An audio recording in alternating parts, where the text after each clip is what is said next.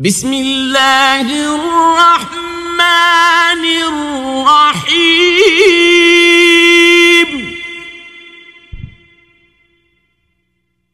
قل هو اللہ احد اللہ الصمد لم یلد ولم یولد وَلَمْ يَكُنْ لَهُ كُفُوًا أَحَدٌ إن الحمد لله نحمده ونستعينه ونستغفره ونعوذ بالله من شرور أنفسنا ومن سيئات أعمالنا من يهده الله فلا مضل له ومن يضلل فلا هادي له وأشهد أن لا إله إلا الله وحده لا شريك له وأشهد أن محمدًا عبده ورسوله يا أيها الذين آمنوا اتقوا الله حق تقاته ولا تموتن إلا وأنتم مسلمون يا أيها الناس اتقوا ربكم الذي خلقكم من نفس واحدة وخلق منها زوجها وبث منهما رجالا كثيرا ونساء واتقوا الله الذي تساءلون به والأرحام إن الله كان عليكم رقيبا يا أيها الذين آمنوا اتقوا الله وقولوا قولا سديدا يصلح لكم أعمالكم ويغفر لكم ذنوبكم ومن يطع الله ورسوله فقد فاز فوزا عظيما أما بعد فإن خير الحديث كتاب الله وخير الهدي هدي محمد صلى الله عليه وسلم وشر الأمور محدثاتها وكل محدثة بدعة وكل بدعة ضلالة وكل ضلالة في النار أعوذ بالله من الشيطان الرجيم بسم الله الرحمن الرحيم ولله العزة ولرسوله وللمؤمنين ولكن المنافقين لا يعلمون محترم علماء کرام، ذمہ داران جمعیت، بزرگوں، نوجوان بھائیوں اور پردہ نشین ماں اور بہنوں،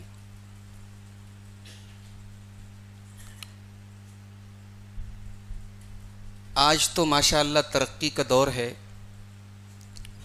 تقریباً ہر آدمی کے ہاتھ میں موبائل وغیرہ موجود ہے۔ موبائل یا کمپیوٹر کبھی کبھی کام کرتے کرتے اچانک بہت سلو ہو جاتا ہے، تو ہم لوگ میکینک کے پاس لے کر جاتے ہیں تو پتہ چلتا ہے کہ موبائل کے اندر بہت سارے وائرس آ گئے ہیں، جس کی وجہ سے موبائل کا جو فنکشن ہے وہ صحیح طریقے سے کام نہیں کر رہا ہے۔ تو اب موبائل کو صحیح کرنے کے لیے اس پورے موبائل کو فارمیٹ مارنا پڑے گا، اس کے تمام وائرس کو نکالنا پڑے گا، تب وہ موبائل صحیح طریقے سے کام کرے گا۔ ہم اور آپ امت مسلمہ، مسلمان، اس دنیا میں خیر امت کے خطاب سے، لقب سے ہمیں اور آپ کو سرفراز کیا گیا۔ مسلمان ہی وہ قوم تھی جس نے پوری دنیا میں ایک انقلاب برپا کیا، توحید کی بنیاد پر، ایک اللہ کی عبادت کی بنیاد پر پوری دنیا میں انقلاب برپا کیا۔ قیصر و کسریٰ کے تخت و تاج کو اپنے پیروں تلے روندا، دنیا کو جہالت کے اندھیروں سے نکال کر علم کی روشنی سے منور کیا، سورج اور چاند کی، دریاؤں اور سمندروں کی، جانوروں کی شرمگاہوں کی عبادت کرنے والی انسانیت کو اس کے خالق سے جوڑا۔ لیکن آج وہ قوم کن حالات سے دوچار ہیں، ہمیں سے ہر صاحب نظر اچھی طریقے سے جانتا ہے۔ ضبط کرتا ہوں تو ہر زخم لہو دیتا ہے، نالا کرتا ہوں تو اندیشہ رسوائی ہے۔ امت کے جو حالات ہیں اس وقت، ذلت اور پستی کے جس دوراہے پر ہم کھڑے ہیں، میرے ساتھیوں، میرے بھائیوں، یہ ہمیں اور آپ کو اپنے محاسبے کا وقت ہے، احتساب کا وقت ہے کہ ہم سوچیں کہ کیا یہ وہی امت ہے، یہ وہی قوم ہے جو اللہ تبارک و تعالیٰ نے جس کو خیر امت کا لقب دیا تھا؟ یہ وہی قوم ہے جس کی عظمت کے ترانے عرب سے لے کر عجم تک گائے گئے؟ کیا یہ اسی اسلام کے ماننے والے ہیں جس اسلام کا جھنڈا عرب کے صحراؤں سے لے کر افریقہ کے بیابانوں تک اور یورپ کے کلیساؤں تک اسلام کا پرچم لہرایا؟ کیا یہ اس اسلام کی ماننے والی قوم ہے؟ آج ہماری اجتماعیت مجروح ہو چکی ہے، ضمیر مردہ ہو چکے، ہم بے حس ہو چکے ہیں۔ یہ امت جسے اللہ کے پیارے نبی جناب محمد الرسول اللہ صلی اللہ علیہ وسلم نے ایک جسم قرار دیا ہے، یہ امت آج مختلف ٹکڑوں میں بٹی ہے۔ ملک شام میں ابھی جو حالات آئے ہمارے اور آپ کے سامنے، ہندوستان میں، ہمارے ملک میں جو حالات ہمارے اوپر ہیں، ہمارے سامنے۔ تو آج کی ہماری تقریر کا ٹاپک ہے کہ وہ کیا اسباب ہیں، وہ کیا ریزنز ہیں، وہ کیا وجوہات ہیں جن کی وجہ سے آج یہ مصیبتیں، یہ ذلت، یہ پستی ہمارے اوپر آئی ہوئی ہے۔ اب ظاہر سی بات ہے کہ یہ موضوع بہت تفصیل چاہتا ہے، اور قرآن و حدیث کی روشنی میں بہت ساری چیزیں آپ کے سامنے بیان کی جا سکتی ہیں۔ انشاءاللہ میں اپنے مطالعے کی روشنی میں 8 ایسی چیزیں بیان کروں گا جو ہماری ذلت کے سبب ہیں، جن کی وجہ سے آج ہم ذلیل و خوار ہیں، اور علاج کے طور پر انشاءاللہ ہم 10 چیزیں آپ کے سامنے بیان کریں گے۔ 10 ایسی چیزیں کہ اگر ہم ان کو اپنائیں تو انشاءاللہ ذلت و پستی کا یہ دور ختم ہو سکتا ہے۔ اس سے پہلے کہ ہم اپنے اصل موضوع پر آئیں، پہلی اور بنیادی بات آپ یہ جان لیں کہ عزت و ذلت اللہ کے ہاتھ میں ہے۔ وَلِلَّهِ الْعِزَّةُ وَلِرَسُولِهِ وَلِلْمُؤْمِنِينَ، اللہ نے قرآن میں فرمایا کہ عزت تو اللہ کے لیے ہے، عزت اس کے رسول کے لیے ہے، عزت ایمان والوں کے لیے ہے۔ تو عزت کا مالک اللہ ہے۔ دنیا میں اگر کوئی عزت پاتا ہے تو اللہ اسے عزت دیتا ہے، کوئی ذلیل ہوتا ہے تو اللہ کی طرف سے اسے ذلت ملتی ہے۔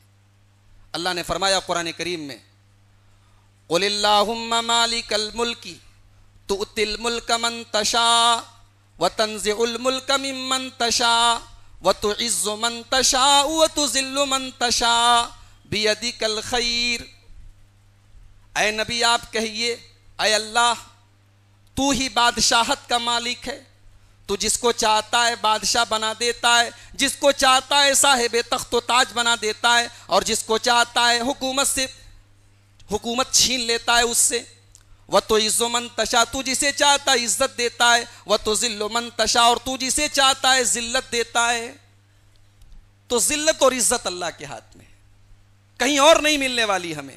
اگر آج ہم ذلیل ہیں، اسی مالک سے ہمیں اور آپ کو عزت ملے گی، وہی دے گا ہمیں۔ اسی نے عزت دی تھی تو ہم معزز تھے، اور آج ہماری بدعملیوں اور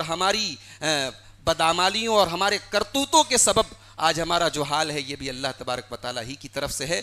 ہمارے اعمال کی اور حالات کی اصلاح وہی کر سکتا ہے۔ ذلت کیوں ہے؟ 8 چیزیں مجھے آپ کے سامنے بیان کرنی ہیں۔ نمبر 1، ایمان کی کمی۔ آج ہمارا ایمان کمزور ہو چکا ہے، ورنہ کیا بات ہے کہ اللہ نے تو قرآن میں وعدہ کیا ہے، وَلَا تَهِنُوا وَلَا تَحْزَنُوا وَأَنْتُمُ الْأَعْلَوْنَ إِن كُنتُم مُؤْمِنِينَ۔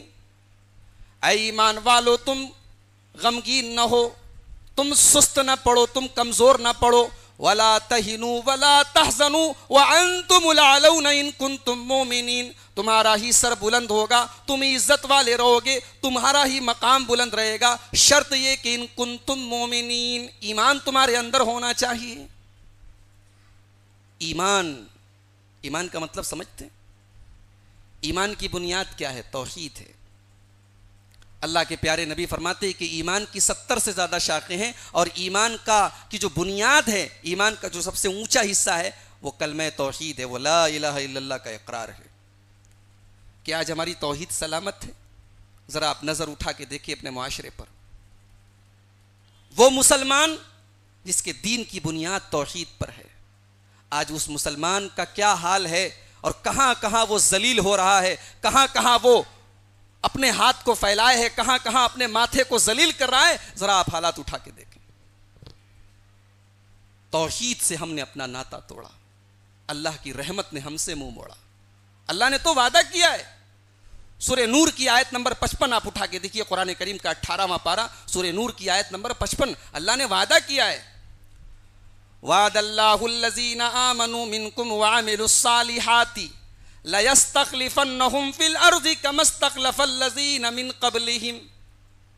اے ایمان والو، اللہ نے اپنے ایمان والے بندوں سے وعدہ کیا ہے کہ میرے وہ بندے جو ایمان لائیں گے، جو نیک عمل کریں گے، اللہ تبارک و تعالیٰ ان کو زمین کا خلیفہ بنائے گا، انہیں زمین میں حکومت اور اقتدار عطا فرمائے گا، انہیں زمین میں غلبہ عطا فرمائے گا۔ كَمَا اسْتَخْلَفَ الَّذِينَ مِنْ قَبْلِهِمْ، جیسے کہ ان سے پہلے کے لوگوں کو زمین میں اقتدار دیا تھا، حکومت عطا کرے گا، اقتدار عطا کرے گا۔ پہلا وعدہ، وَلَيُمَكِّنَنَّ لَهُمْ دِينَهُمُ الَّذِي ارْتَضَىٰ لَهُمْ، اور اللہ ان کے دین کو دنیا میں غالب کرے گا، ان کا دین کبھی مغلوب نہیں ہوگا، ان کا دین غالب رہے گا۔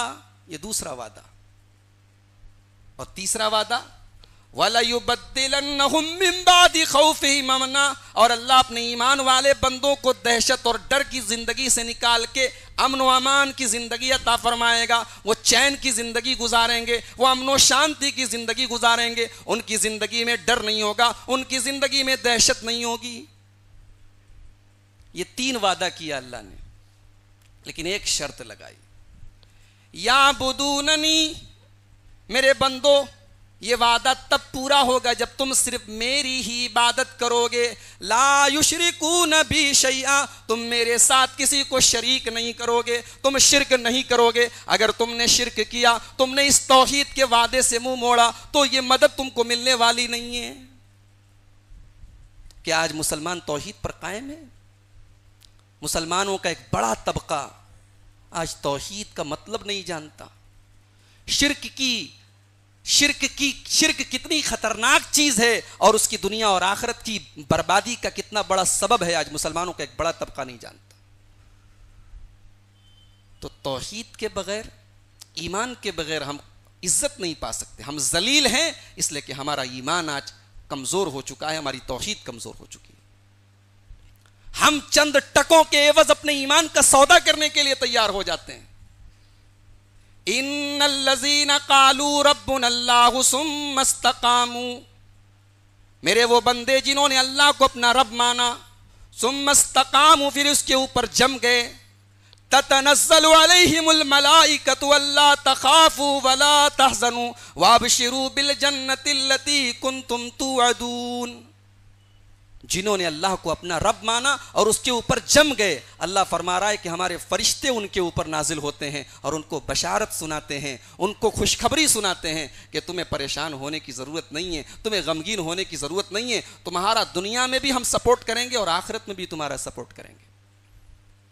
آج ہمارے بچے یتیم ہو رہے ہیں، ہماری مائیں بہنیں ان کی عصمتوں کے ساتھ کھیلا جا رہا ہے، آج کیوں نہیں اللہ کی مدد آ رہی؟ آج کیوں نہیں فرشتے اتر رہے ہیں؟ اس لیے کہ ہم نے اللہ کو اپنا رب تو مانا، لیکن ثم استقاموا، پھر اس کے اوپر جم گئے، جیسا کہ صحابہ کرام جم گئے۔ وہ استقامت، وہ ایمان کی ثابت قدمی آج ہمارے اندر نہیں رہی۔ ہم نے کبھی دنیا کی دولت کے لیے، کبھی اپنی جھوٹی شان و شوکت کے لیے، کبھی چند ٹکوں کے لیے، کبھی زر و سیم کے لیے، کبھی سونے چاندی کے ٹکوں کے عوض ہم نے اپنے ایمان کو فروخت کر دیا۔ میرے ساتھیوں، آج مسلمان اپنے ایمان کا جائزہ لے۔ ایمان کی کمی یہ ہماری ذلت کی پہلی وجہ ہے۔ دوسری وجہ، ہم مسلمان ہیں، مسلمان گھرانے میں پیدا ہوئے، گوشت کھا رہے ہیں، ٹوپی لگا لیتے ہیں، جمعہ نماز پڑھ لیتے ہیں، ہمارا مردہ دفن ہوتا، آدمی مر جاتا ہے اس کو قبرستان میں دفن کر لیتے ہیں، بس یہ جو چند ظاہری چیزیں ہیں دین کے جو شعائر ہیں ہم نے انہی کو پورا دین سمجھ لیا. وجہ کیا ہے کہ یہ دین ہمیں بڑی آسانی سے ملا ہے. اس کے لیے ہم نے کچھ کھویا نہیں ہے, کوئی قربانی نہیں دی ہے. اس دین کی قیمت سمجھنا ہے تو صحابہ سے سمجھو, جنہوں نے اپنا سب کچھ قربان کر کے اس دین کو حاصل کیا ہے. کیا قصور تھا حضرت بلال کا؟ حضرت بلال کا قصور کیا تھا کہ عرب کے ریگزاروں میں, عرب کے صحراؤں میں تپتی ہوئی ریت پر بلال حبشی کو لٹایا جاتا ہے, ان کے سینے پر گرم پتھر رکھے جاتے ہیں اور ان سے کہا جاتا ہے کہ دین اسلام کو چھوڑ دو, توحید کو چھوڑ دو. کیا قصور تھا ان کا؟ میرے بھائیوں, علامہ اقبال نے کہا تھا چمی گویم مسلمانم بلرزم کہ دانم مشکلات لا الارا. جب میں کہتا ہوں کہ میں مسلمان ہوں تو میں کانپ جاتا ہوں, میں لرز جاتا ہوں, میں ڈر جاتا ہوں, کیونکہ میں جانتا ہوں کہ لا الہ الا اللہ کے پیچھے کتنی مشکلات ہیں, کتنی پریشانیاں ہیں, کتنی قربانیاں ہیں.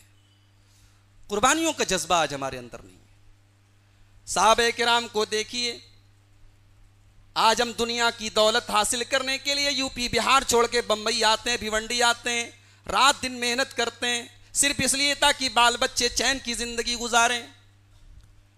دنیا کی دولت کو حاصل کرنے کے لیے, دنیا کو بہتر بنانے کے لیے گھر بار چھوڑنا آسان ہے, وطن چھوڑنا آسان ہے, ماں باپ کو چھوڑنا آسان ہے. صحابہ کرام نے دین کے لیے, ایمان کے لیے, اللہ اور اس کے رسول کی محبت کے لیے اپنا سب کچھ قربان کر دیا.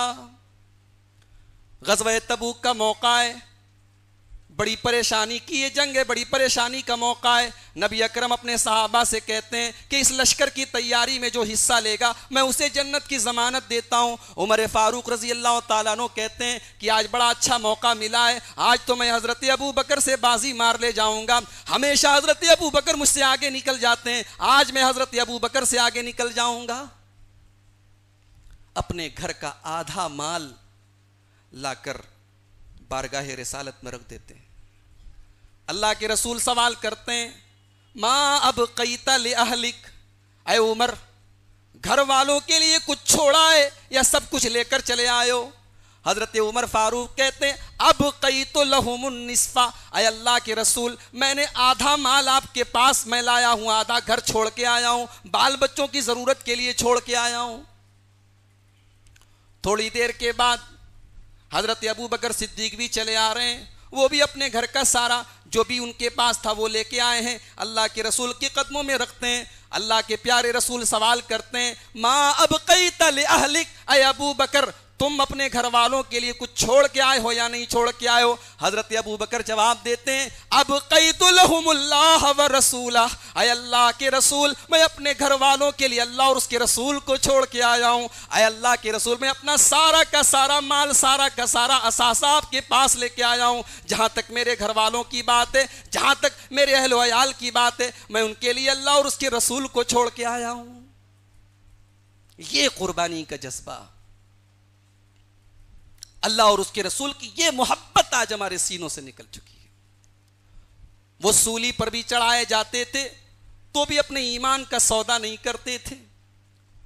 حضرت خبیب ابن عدی کا واقعہ بارہا آپ نے سنا ہوگا کہ ان کو سولی پہ چڑھایا جانے والا ہے, ان کو آفر کیا جاتا ہے, ان سے کہا جاتا ہے کہ اے خبیب کیا تم یہ پسند کرو گے کہ آج اس سولی پر تمہاری جگہ تمہارے نبی کو چڑھایا جائے, محمد الرسول اللہ کو چڑھایا جائے؟ حضرت خبیب کہتے ہیں ارے یہ تو بہت دور کی بات ہے کہ میری جگہ میرے پیارے نبی کو سولی پر چڑھایا جائے. میں تو یہ بھی گوارا نہیں کروں گا کہ میرے نبی کے مقدس پاؤں میں کانٹا بھی چبویا جائے اور میری جان بخش دی جائے, مجھے چھوڑ دیا جائے اور میرے نبی کے پاؤں میں کانٹا بھی چبویا جائے.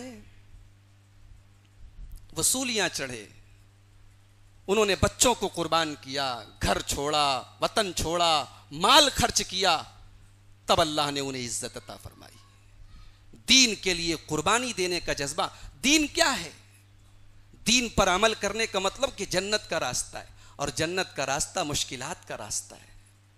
اللہ نے فرمایا قرآن کے اندر ام حسبتم ان تدخلوا الجنت ولما یاتکم مثل الذین خلو من قبلکم، اے ایمان والو کیا تم یہ سمجھتے ہو کہ تم جنت میں ایسے ہی چلے جاؤ گے؟ تم سے پہلے جو ایمان والے گزرے ہیں، تم سے پہلے جو اللہ کے نبی گزرے ہیں، ان کے اوپر کیسی کیسی مصیبتیں آئیں، کبھی ان کے اوپر بھوک و پیاس کی تکلیف آئی، کبھی ان کے اوپر بیماریوں کی تکلیف آئی، وزلزلوا، اتنی پریشانیاں آئیں، اتنی مصیبتیں آئیں کہ رسول کو کہنا پڑا، ایمان والوں کو کہنا پڑا متى نصر اللہ، آخر اللہ کی مدد کب آئے گی، آخر اللہ کی مدد کب آئے گی؟ انہیں سہارا دیا جاتا تھا، ان سے کہا جاتا تھا الا ان نصر اللہ قریب، اللہ کی مدد بہت جلد آنے والی ہے، بہت قریب آنے والی ہے۔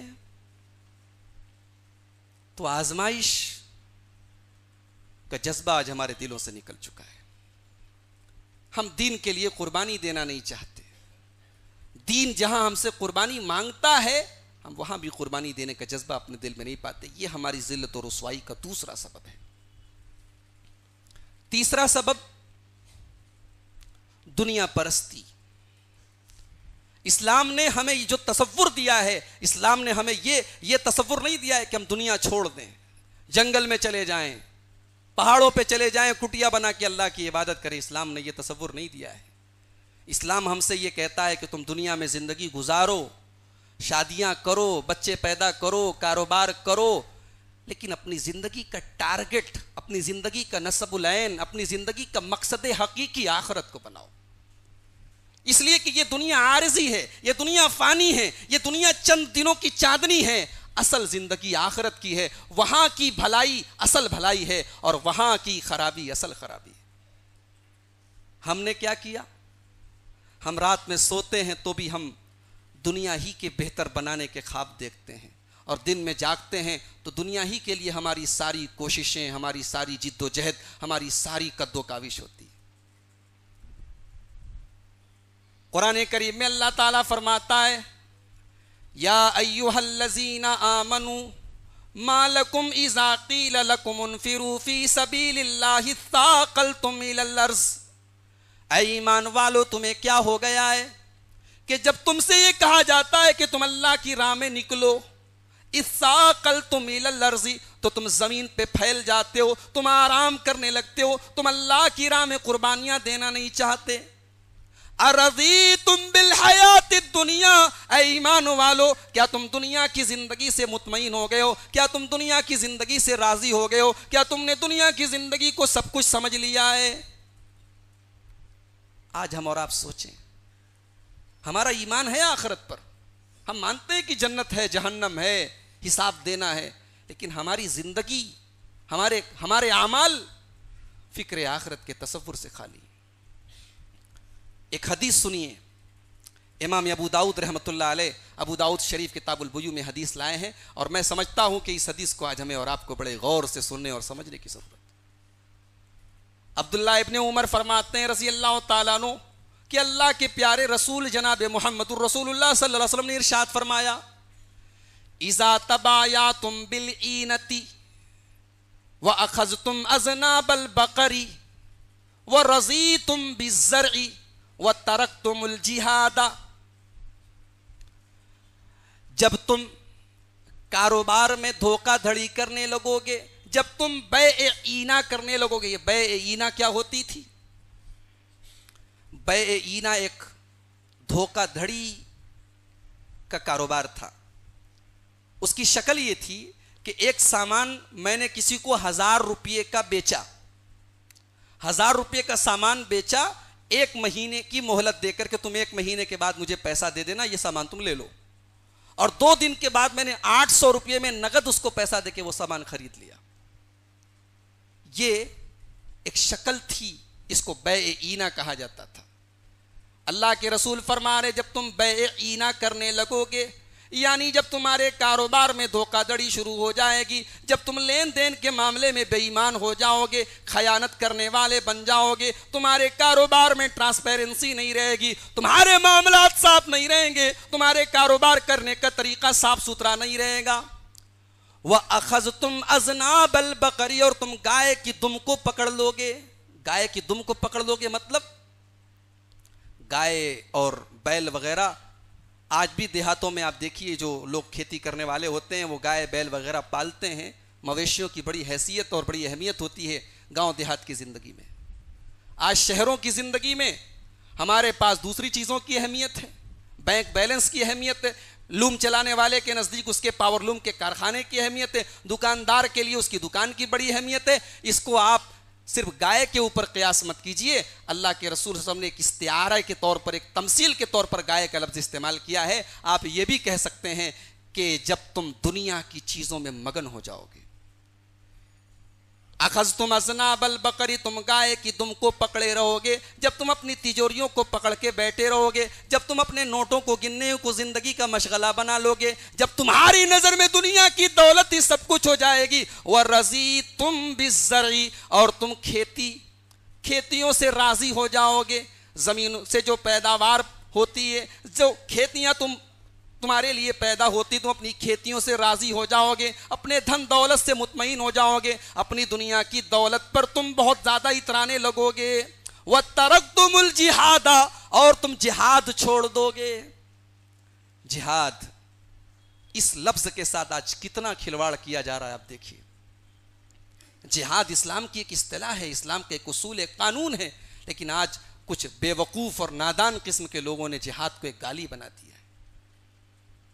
دین کے لیے اپنی مال کی, اپنے وقت کی, اپنی جان کی, ہر قسم کی قربانی, اللہ کی زمین پر حق کو نافذ کرنے کے لیے, باطل طاقتوں کو نیست و نابود کرنے کے لیے جو بھی اسٹرگل کیا جائے, کوشش کیا جائے, دیٹ از کالڈ جہاد, اس کو جہاد کہا جاتا ہے. وَتَرَكْتُمُ الْجِهَادَ, جب تم جہاد کو چھوڑ دو گے, جب تم دین کے لیے قربانی دینے کا جذبہ اپنے دل سے نکال پھینکو گے, اللہ کے رسول فرما رہے اِلَّا سَلَّتَ اللَّهُ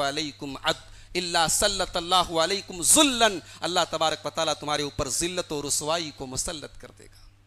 تم ذلیل ہو جاؤ گے, تم خار ہو جاؤ گے, تم پست ہو جاؤ گے, تمہاری کوئی ویلو نہیں ہوگی, تمہارا کوئی وقار نہیں ہوگا, تمہاری کوئی حیثیت نہیں ہوگی.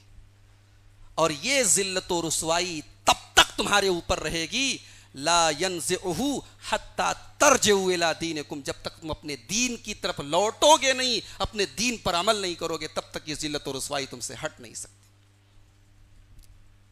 دنیا پرستی آج ہم کو لے ڈوبی. ایک اور حدیث دیکھیے, یہ حدیث امام ابو داؤد رحمۃ اللہ علیہ ابو داؤد شریف کتاب الملاحم کے اندر لائے ہیں, اور حدیث کے راوی اللہ کے پیارے رسول صلی اللہ علیہ وسلم کے ایک بہت ہی پیارے صحابی, مشہور صحابی حضرت ثوبان رضی اللہ تعالیٰ عنہ. یہ حضرت ثوبان رضی اللہ تعالیٰ عنہ اللہ کے رسول کے غلام تھے, آپ نے ان کو خرید کے آزاد کیا تھا, آپ کے آزاد کردہ غلام تھے.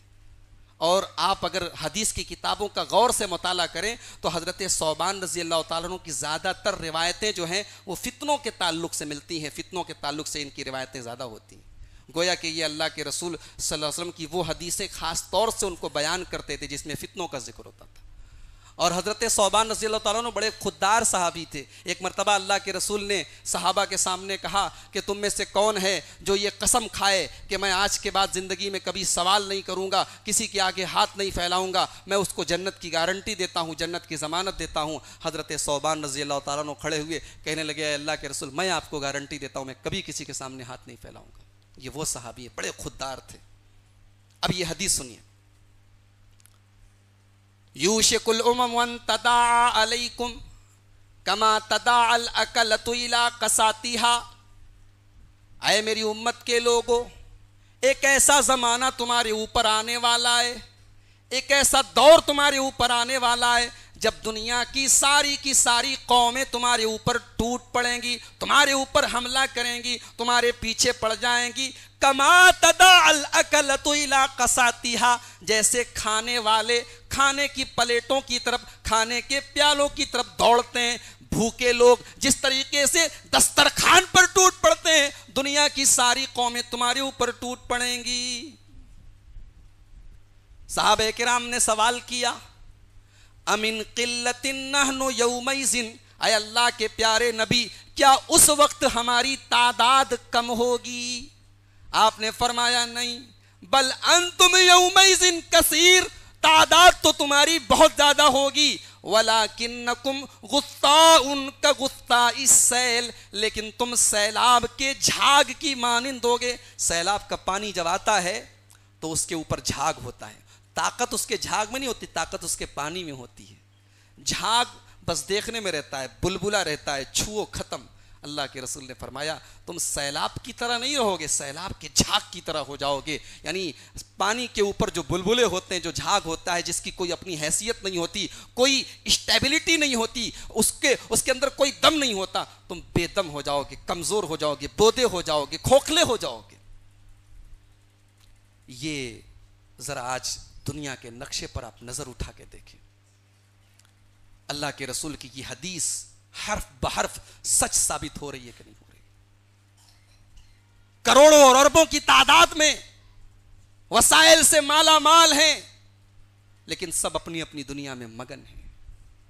کوئی یہ اس قوم کی اجتماعی ذلت نہیں ہے تو اور کیا ہے کہ مسلمانوں کا پورے ملک میں ان کی نسل کشی ہوتی ہے، ان کی پوری نسلوں کو کاٹا جاتا ہے، اور کوئی آنسو بہانے والا نہیں، کوئی آواز اٹھانے والا نہیں ہے، کوئی یہ کہنے والا نہیں کہ یہ غلط ہے۔ میرے بھائیوں، اللہ کے حبیب فرما رہے ہیں کہ ایسا زمانہ آ جائے گا کہ تم سیلاب کے جھاگ کی طرح ہو جاؤ۔ اس کے بعد آپ نے فرمایا اللہ تبارک و تعالی وَلَيَنزِعَنَّ اللَّهُ مِن صُدُورِ عَدُوِّكُمُ الْمَحَابَّةَ مِنكُمْ، اللہ تبارک و تعالی تمہارے دشمنوں کے دلوں سے تمہارے روب و دبدبا کو نکال دے گا، تمہارے دشمن تم سے ڈرنا بند کر دیں گے، تمہارا کوئی روب نہیں ہوگا، تمہارا کوئی دبدبا نہیں ہوگا۔ وَلَيَقْذِفَنَّ اللَّهُ فِي قُلُوبِكُمُ الْوَهْنَ، اور اللہ تبارک و تعالی تمہارے دلوں کے اندر وہن ڈال دے گا، کمزوری ڈال دے گا، بیماری ڈال دے گا۔ صحابہ نے سوال کیا وَمَا الْوَهْنُ یا رسول اللہ، اے اللہ کے رسول یہ وہن بیماری کیسی ہے، یہ کس بیماری کی آپ بات کر رہے ہیں؟ آپ نے فرمایا حب الدنیا وکراہیت الموت، تم دنیا سے محبت کرنے لگو گے، دنیا کی محبت تمہارے دلوں میں آ جائے گی۔ بہت ڈر تھا اللہ کے رسول کو اپنی امت کے بارے میں، اندیشہ تھا کہ میری امت بھی دنیا پرستی میں میری امت بھی پڑ جائے گی۔ یہودی برباد ہوئے اسی دنیا پرستی کے لیے۔ ذرا قرآن اٹھاؤ، قرآن کا سورہ بقرہ پوری اٹھا کے دیکھیے، سورہ قصص پوری اٹھا کے دیکھیے، سورہ طٰہٰ پوری اٹھا کے دیکھیے۔ یہودی برباد ہوئے اسی دنیا پرستی کی وجہ سے، عیسائی برباد ہوئے اسی دنیا پرستی کی وجہ سے۔ قرآن ہمیں یہود و نصارہ کے واقعات بیان کر کے یہ بتانا چاہتا ہے اے مسلمانوں، جو جرم یہودیوں نے کیا وہ جرم تم کرو گے تو سزا بھی وہی تم کو ملے گی۔ ہم کوئی سرخاب کے پر لگے ہیں کیا ہمارے اندر کی یہود و نصارہ نے جو جرم کیا وہ جرم ہم کریں گے اور اللہ تعالیٰ ہمیں عزت دیتا رہے گا، ہمیں اونچا مقام دیتا رہے گا؟ ایسا نہیں ہو سکتا۔ جرم وہ کریں گے تو سزا بھی وہی ملے گی۔ یہودیوں کو سزا کیا ملی؟ غیر المغضوب علیہم ولا الضالین۔ ہم لوگ سورہ فاتحہ میں دن بھر میں 17 بار، کم سے کم 5 وقتی نمازوں میں کم سے کم 17 بار ہم لوگ کہتے ہیں غیر المغضوب علیہم ولا الضالین، اے اللہ ان کے راستے پر مت چلا جن کے اوپر تیرا غضب نازل ہوا۔ یہ یہودی ہیں، مغضوب علیہم ہیں، اللہ کا غضب ان کے اوپر اترا۔ کیوں؟ دنیا پرست ہو گئے۔ اللہ کے نبی کو اپنی امت کے بارے میں بھی یہی ڈر تھا، میری امت بھی کہیں دنیا پرست نہ ہو جائے، کہیں دنیا کی رنگینیوں میں نہ پڑ جائے۔ بخاری شریف کی روایت ہے، حضرت ابو عبیدہ رضی اللہ تعالیٰ عنہ یمن سے جزیہ کا مال لے کر آتے ہیں۔ صحابہ کرام کو معلوم ہوتا ہے فجر کی نماز میں اللہ کے رسول کے ساتھ صحابہ کرام فجر کی نماز پڑھتے ہیں۔ جب فجر کی نماز ختم ہو جاتی ہے تو انصار جو صحابہ کرام انصاری صحابہ تھے وہ اللہ کے رسول کے آگے آ جاتے ہیں۔ اللہ کے رسول سوال کرتے ہیں کہ اے میرے صحابہ، مجھے ایسا لگتا ہے کہ تمہیں پتہ چل گیا ہے کہ حضرت معاذ ابن جبل بحرین، حضرت ابو عبیدہ ابن جراح بحرین سے مال لے کر آئے ہیں۔ صحابہ نے کہا کہ ہاں اے اللہ کے رسول، ہمیں معلوم ہو گیا ہے۔ آپ نے فرمایا یہ مال تمہیں مبارک ہو، یہ مال تم حاصل کرو، مال ضرورت ہے، یہ مال مبارک ہو، لیکن فواللہ مل فقر اخشا علیکم، اے میرے صحابہ مجھے یہ ڈر نہیں ہے کہ تم میرے بعد غریب ہو جاؤ گے، میرے بعد تم بھوکے رہو گے، میرے بعد تم فقیر ہو جاؤ گے، مجھے اس کا ڈر نہیں ہے، مجھے ڈر ہے تو اس بات کا ڈر ہے وَلَكِنِّي أَخْشَىٰ عَلَيْكُمْ أَن تُبْسَطَ عَلَيْكُمُ الدُّنْيَا، مجھے ڈر ہے کہ کہیں دنیا کی رنگینیوں میں تم بھی نہ پڑ جاؤ، فَتُهْلِكَكُمْ كَمَا أَهْلَكَتْهُمْ، اور دنیا تمہیں بھی ویسے ہی ہلاک نہ کر دے جیسے تم سے کہ پہلے کے لوگوں کو ہلاک کر دیا تھا۔ میرے بھائیوں، یہ ہماری ذلت و رسوائی کی تیسری وجہ ہے کہ آج جو ہے ہم اور آپ دنیا پرست ہو گئے۔ چوتھی وجہ، دین کہاں سے حاصل کیا جانا ہے، دین کا مصدر کیا ہے، دین کا اوریجن کیا ہے، دین ہمیں کہاں سے لینا ہے، اللہ نے بتا دیا، رسول نے بتا دیا۔ دین کہاں سے لینا ہے؟ یا تو قرآن سے لینا ہے یا حدیث سے لینا ہے۔ وَمَا آتَاكُمُ الرَّسُولُ فَخُذُوهُ وَمَا نَهَاكُمْ عَنْهُ فَانْتَهُوا، رسول اکرم تمہیں جو دے دے لے لو، تمہیں جس سے منع کر دیں رک جاؤ۔ نبی اکرم کی وہ حدیث تو آپ کو یاد ہی ہوگی، ترکت فیکم امرین لن تضلوا ما تمسکتم بہما کتاب اللہ و سنتی، اے میری امت کے لوگوں، میں دو چیزیں تمہارے بیچ میں ہدایت کے لیے چھوڑ کے جا رہا ہوں۔ ہدایت اگر تمہیں حاصل کرنی ہے، دین اگر تمہیں حاصل کرنا ہے تو میں دو چیزیں چھوڑ کے جا رہا ہوں۔ ہدایت تمہیں انہی دونوں چیزوں میں ملے گی، اور جب تم ان کو پکڑے رہو گے تو ہدایت پر رہو گے، ان کو چھوڑو گے تو گمراہ ہو جاؤ گے۔ ایک اللہ کی کتاب اور ایک اس کے رسول کی سنت۔ ہم نے کیا کیا؟ ہم نے دین کے لیے کئی سورس بنا لیے، ہم نے بزرگوں کو، اماموں کو، پیروں کو، مرشدوں کو بھی دین کا مصدر بنا لیا۔ حالانکہ علماء، ائمہ، بزرگان دین، ان سے دین لینا تھا، لیکن دین لینے کا یہ مطلب نہیں تھا کہ ہم قرآن و حدیث کو چھوڑ کر بھی ان کی باتوں کو لے لیں۔ ذرا آپ ایک حدیث دیکھیے، امام ابن ماجہ رحمۃ اللہ علیہ کتاب الفتن میں یہ حدیث لائے ہیں، اور امام حاکم رحمۃ اللہ علیہ اپنی مستدرک میں بھی یہ حدیث لائے ہیں۔ حدیث کے راوی حضرت عبداللہ ابن عمر ہے، اور یہ حدیث بھی ہمیں اور آپ کو بہت عبرت کے بہت سارے پہلو اس حدیث کے اندر موجود ہیں۔ اللہ کے پیارے نبی فرماتے ہیں، خمس اذا ابتلیتم بہن، اے میری امت کے لوگوں، 5 گناہ ایسے ہیں، 5 خرابیاں ایسی ہیں، 5 برائیاں ایسی ہیں کہ تمہارے اندر پیدا نہیں ہونی چاہیے۔ میں اللہ سے پناہ چاہتا ہوں کہیں تمہارے اندر یہ بھی برائیاں پیدا نہ ہو جائیں، مجھے ڈر ہے کہ یہ برائیاں تمہارے اندر نہ پیدا ہو جائیں۔ 5 برائیاں۔ نمبر 1، لم تظہر الفاحشۃ فی قوم قط حتی یعلنوا بها الا فشا فیہم الطاعون والاوجاع التي لم تکن فی اسلافہم الذین مضوا۔ پہلی بیماری، جب کسی قوم کے اندر بے حیائی پھیل جائے، عریانیت پھیل جائے، ننگا پن پھیل جائے، بدکاریاں ہونے لگے، زناکاریاں ہونے لگے، شرم و حیا کا تصور نکل جائے، شرم و حیا کا جنازہ نکل جائے، جب کوئی قوم بے حیا بن جائے، بے غیرت بن جائے، بے شرم بن جائے، بدکار بن جائے، کھلم کھلا غلط کام کرنے لگے، اللہ کے نبی فرماتے ہیں ایسی قوم کے اوپر اللہ تبارک و تعالی ایسی ایسی بیماریاں ڈال دے گا، ایسی ایسی تکلیفیں ڈال دے گا، ایسی ایسی بیماریاں ڈال دے گا جو ان کے پہلے کے لوگوں میں نہیں پائی جاتی تھی۔ ذرا آپ سماج پر نظر اٹھا کے دیکھیے۔ میں تو بھیونڈی کے بارے میں بڑا اچھا تاثر رکھتا تھا اور آج بھی رکھتا ہوں، لیکن آپ حالات دیکھیے کیا ہے۔ وہ علاقے، مسلمانوں کی وہ بستیاں جن کے بارے میں یہ مانا جاتا تھا کہ یہ بہرحال زمانے کے اندر جو فتنے ہیں، تجدد کے نام پر، ماڈرنائزیشن کے نام پر، ایڈوانس ہونے کے نام پر، ابھی یہ علاقے ان فتنوں سے محفوظ ہیں۔ ہمارے یو پی کے اندر مئو ایک جگہ ہے، بنارس، مئو وغیرہ، یہ سب مسلمانوں کی پرانی آبادیاں ہیں۔ کہا جاتا تھا کہ مئو کے اندر آپ کسی عورت کو بے پردہ نہیں دیکھ سکتے۔ مئو وہ شہر مانا جاتا تھا کہ کہا جاتا تھا کہ مئو کے اندر آپ کو غیر مسلم عورتیں بھی بے حیائی اور بے پردگی کے ساتھ نہیں ملے گی۔ لیکن اب مئو ہو کہ بنارس ہو، مالیگاؤں ہو کہ بھیونڈی ہو، چھوٹے شہر ہوں کہ بڑے شہر ہوں، اب آج دیکھیے کہ زمانے کی ترقی کے نام پر کیا کیا ہو رہا ہے۔ نوجوان لڑکے لڑکیاں ساتھ میں پڑھ رہے ہیں، پھر ساتھ میں سب کچھ ہو رہا ہے، پھر زناکاری کا جو ماحول بن رہا ہے، پھر لڑکے لڑکیوں کی دوستی کا جو ماحول بن رہا ہے میرے بھائیوں، اور پھر بڑے شہروں میں آپ چلے جائیں اور بمبئی آپ کے قریب میں، آپ بمبئی میں دیکھیں نیا سال ہیپی نیو ایئر کے سیلیبریشن کے نام پر 31 دسمبر کی رات میں جتنی شراب پی جائے گی، جتنی عیاشیاں کی جائیں گی، آپ یہ تمام چیزیں دیکھیے اور اس کے بعد اپنے حالات پر نظر دوڑائیے۔ یہ اللہ کے رسول کی حدیث ہے۔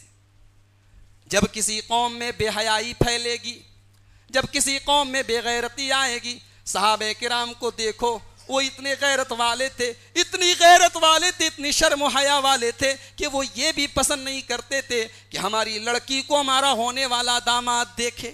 میں بہت تفصیل میں نہیں جانا چاہتا، ایک چھوٹا سا واقعہ صحابہ کرام کی غیرت کے اوپر آپ کو بتا دیتا ہوں۔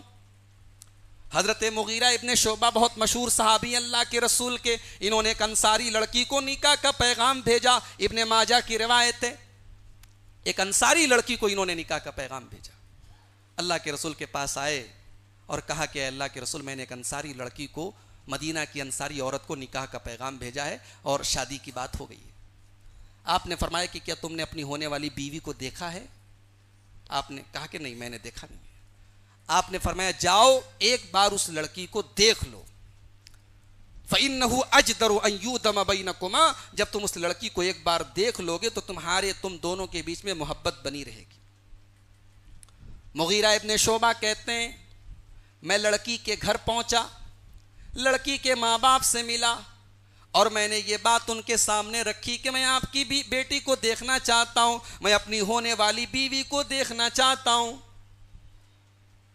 حدیث کے الفاظ ہیں فَكَأَنَّهُمَا كَرِهَا ذَلِكَ، لڑکی کے ماں باپ کو بڑا برا لگا، لڑکی کے ماں باپ کو بڑا ناگوار گزرا کہ یہ کیسی باتیں کر رہا ہے، یہ ہماری بیٹی کو دیکھنے کی باتیں کر رہا ہے۔ صحابہ کرام کی غیرت کا اندازہ لگائیے میرے ساتھیوں کہ اللہ کے رسول کی اجازت بھی مل چکی ہے اور وہ آدمی بھی ہونے والا داماد ہے، رشتہ طے ہو چکا ہے، بات پکی ہو چکی ہے، لیکن یہ بھی گوارا نہیں ہے کہ میری بیٹی کو وہ آدمی دیکھے جو میری بیٹی کے لیے بھی حلال نہیں ہے، ابھی ان دونوں کا نکاح نہیں ہوا ہے۔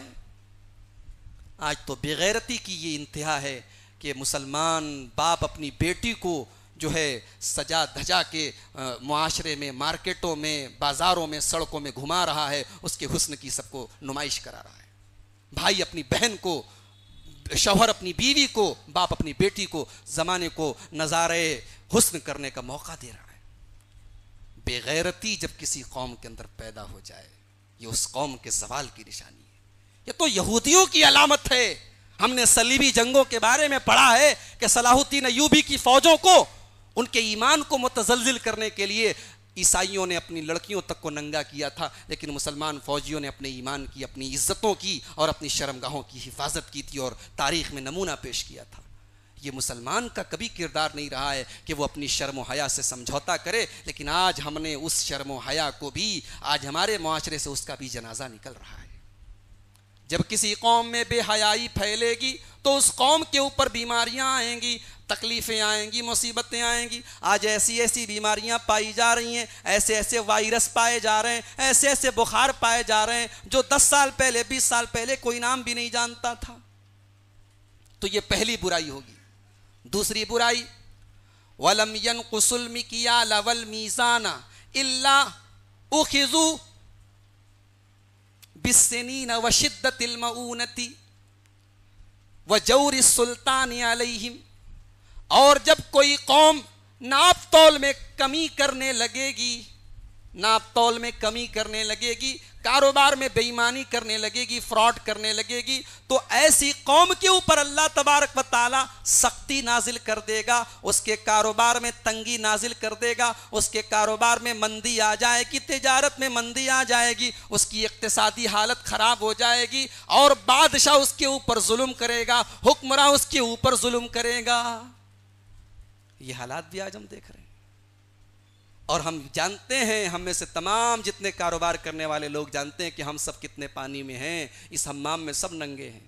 اب تو کہنے والے یہاں تک کہتے ہیں کہ ایمانداری کے ساتھ دھندا ہو سکتا ہے، دھندا کرنا ہے تو بے ایمان ہونا پڑے گا، جھوٹ بولنا پڑے گا۔ اب تو یہ لوگ بولتے ہیں جب کوئی قوم ناپ تول میں کمی کرتی ہے، اللہ کے حبیب فرما رہے ہیں کہ اس قوم کے اوپر یہ عذاب آتا ہے کہ اس کی معیشت کو تنگ کر دیا جاتا ہے اور ظالم بادشاہ کو اس کے اوپر مسلط کر دیا جاتا ہے۔ یہ دوسرا بڑا گناہ ہے جس سے اللہ کے رسول نے اپنی امت کو خبردار کیا۔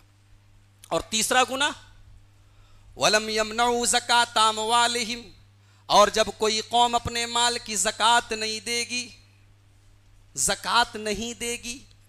آج ماشاءاللہ آپ لوگ بولیں گے نہیں ہم لوگ تو زکوٰۃ دیتے ہیں، دیکھیے رمضان میں کیسا مولویوں کی لائن لگتی ہے ہماری دکان کے آگے، 10 روپے کی 50 روپے کی رسیدیں ہم کٹوا کے ہم نے بہت بڑا تیر مار لیا۔ مولوی بیچارہ آتا ہے کہتا ہے کہ سیٹھ صاحب پچھلے سال ہمارے مدرسے کا خرچ 10 لاکھ تھا، 20 لاکھ ہو گیا۔ تو آپ جواب دیتے کہ نہیں بھائی 50 تھا کیا، اس کو 40 کر لو۔ آپ 50 سے 40 کروا دیتے۔ پھر زکوٰۃ ہم جو دے رہے ہیں اس کو ایک احسان سمجھ کے، ایک ٹیکس سمجھ کے، ایک تاوان سمجھ کے دے رہے ہیں۔ ایسا لگ رہا ہے کہ ہم جس کو زکوٰۃ دے رہے ہیں بہت بڑا احسان کر رہے ہیں۔ یہ زکوٰۃ تو اللہ کا فریضہ ہے آپ کے اوپر، تُؤْخَذُ مِنْ أَغْنِيَائِهِمْ وَتُرَدُّ عَلَىٰ فُقَرَائِهِمْ، وہ تو آپ امیر ہیں تو آپ سے لی جائے گی اور غریبوں کو دی جائے گی۔ آپ کوئی احسان نہیں کر رہے ہیں، آپ کا بوجھ ہلکا ہو رہا ہے۔ وہ بیچارہ زکوٰۃ لینے کے لیے آپ کے دروازے پر آیا، یہ اس کا احسان ہے، ورنہ آپ کو پہنچانے جانا تھا اس کو۔ لیکن آج زکوٰۃ دے رہے ہیں، کوئی حساب نہیں، کوئی سسٹم نہیں۔ جہاں لینے کی بات آتی ہے تو 10 کا سوچتے ہیں کہ 100 لے لے، اور جہاں دینے کی بات آتی ہے تو 100 کی جگہ سوچتے ہیں 10 ہی سے کام چلا لے۔ میرے بھائیوں، زکوٰۃ دینا لیکن اس کے اصول نہ جاننا، اس کے قاعدے نہ جاننا، زکوٰۃ کس کو دے سکتے کس کو نہیں دے سکتے، یہ تمام چیزیں نہ جاننا، یہ بھی زکوٰۃ نہ دینے کے برابر ہے۔ اللہ کے رسول فرما رہے ہیں جب کوئی قوم اپنے مال کی زکوٰۃ نہیں دیتی ہے الا منع القطر من السماء، ایسی قوم کے اوپر آسمان سے بارش نازل ہونا بند، بارش نازل نہیں ہوتی۔ وَلَوْلَا الْبَهَائِمُ لَمْ يُمْطَرُوا، اگر یہ بے زبان مویشی نہ ہو، یہ گائے بیل بکری نہ ہو، یہ بے زبان جانور نہ ہو تو آسمان سے ایک قطرہ پانی نہ برسے، ورنہ جو قوم اپنے مال کی زکوٰۃ نہیں دیتی اس کے اوپر بارش ہوتی ہی نہیں، اللہ بارش ہی نہیں برساتا ہے۔ چوتھا گناہ